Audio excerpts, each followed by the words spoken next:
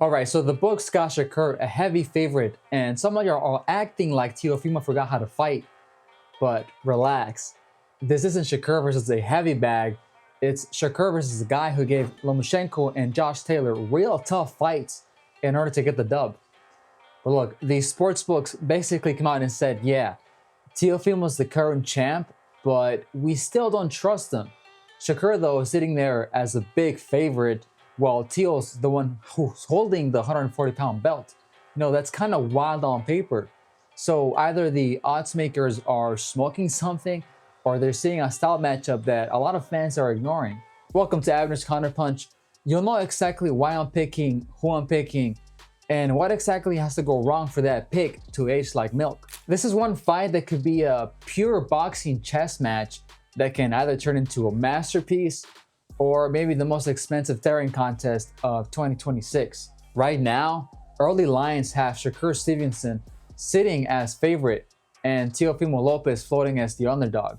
That means you've got to risk a lot more money just to make a little on Shakur, which tells you the market is leaning heavily toward the idea that his unbeaten record and technical skill set will shut Teo down.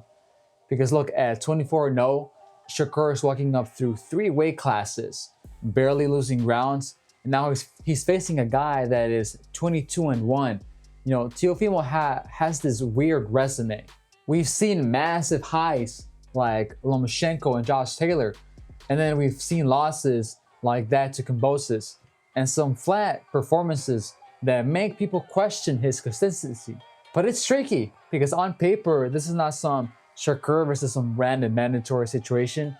This is a naturally bigger, explosive champion in 140 who has already ruined one pound-for-pound guy and took another's belt in their own backyard. So why are the odds this wide if it may actually be a 50-50 fight? Eddie Hearn's straight up telling Shakur, I think you'll win the fight, putting faith in his skill set to neutralize Teofimo's strengths and size. Then on the other side, you've got guys like Robert Garcia leaning slightly towards Teo because of that experience in 140 and his ability to rise in big moments. And then again, even Terence Crawford, who actually mentors Shakur, has already said he thinks Shakur is going to beat the brakes off Teo. And in Shakur's last fight, he showed us he has incredible defense against a pressure fighter too. Some people mention his low KO number, but it's not because he can't punch. It's because he prioritizes control over chaos, winning exchanges instead of gambling on one big shot. Interestingly enough though, the punch stats show opponents throwing less and landing almost nothing clean as the fight goes on. That creates some sort of feedback loop. The more they miss, the more hesitant they get. And that's Shakur's biggest weapon against Teo. Not power, it's not speed, but it's psychological exhaustion. And Teofimo isn't just fighting Shakur's body, he's fighting that feeling of, damn, why can't I touch this guy? Now, Teofimo Lopez is the exact opposite. This dude does not exist in the middle. It's either, is he okay? Or why did I ever doubt him? There's no in between. When Teo is switched on, he is an explosive counterpuncher with pop in both hands.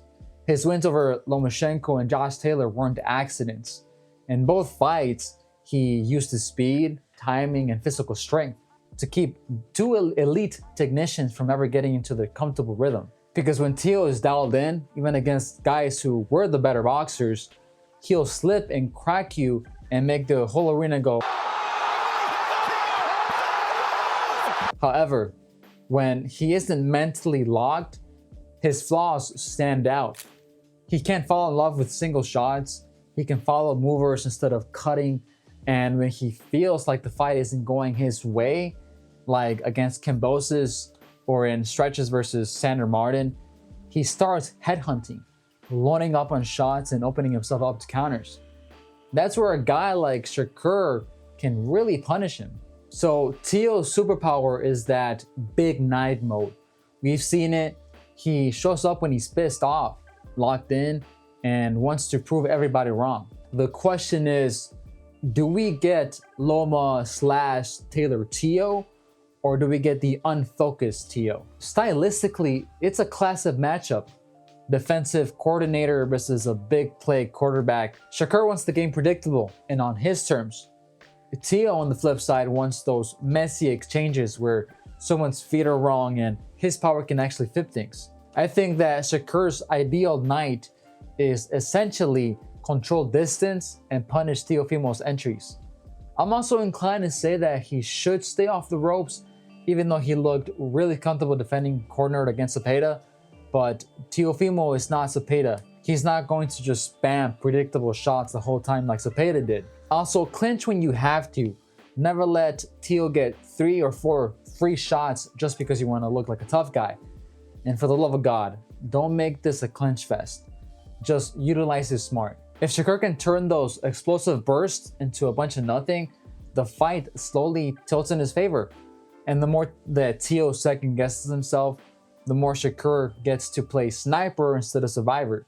If Shakur does all that, what does his win look like? And it's not going to be some brutal KO.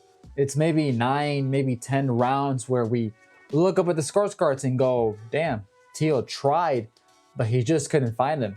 A wide unanimous decision. That's my guess, but how insane would it be if he did get that KO? That may be something to consider if you're the gambling man. Thinking of it, I'm not sure Shakur has ever had a night where he just mentally imploded. He might be dull, he might be safety first, but he's always himself. However, if you're betting on Teo, then the plan is to cause just enough chaos to make Shakur uncomfortable and then smash him when that one window opens. He has to cut the ring, not chase, and then this is the key. Let his hands go in combinations. Single shots are probably going to get slipped or blocked all night, but 3, 4, 5 punch flurries give him a chance for something big to sneak through. Mentally, Teo has to treat this like the Lomachenko night. No weird between round energy, no looking at that like, what are we doing? He needs that tunnel vision.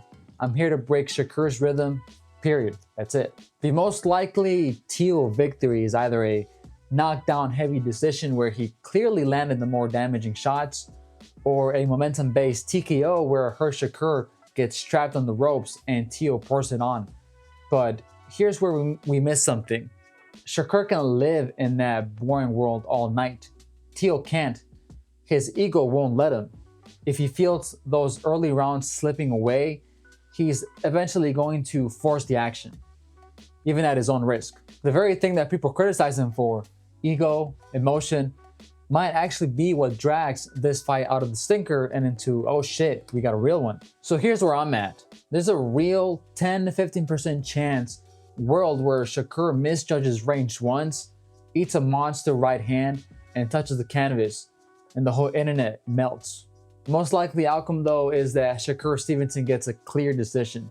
I think early on, Shakur takes away Teo's confidence with distance control and sharp counters, and then Teo has a couple of big moments, maybe even stun Shakur once, maybe wins a small cluster of the mid rounds. But Shakur's defense and counters really impressed me his last fight, and I think that will continue here. We'll need to keep an eye and watch Teo between rounds. Is he calm, locked in, eyes in the corner, or is he talking to the crowd, yelling, looking frustrated? And speaking of great technical boxers, Devin Haney's win over Brian Norman Jr. was really impressive. But unlike Shakur, he hasn't checked off every box in his arsenal. Click here to see me break that down and subscribe so you get more combat sports discussions like this, and I'll catch you next time. See ya.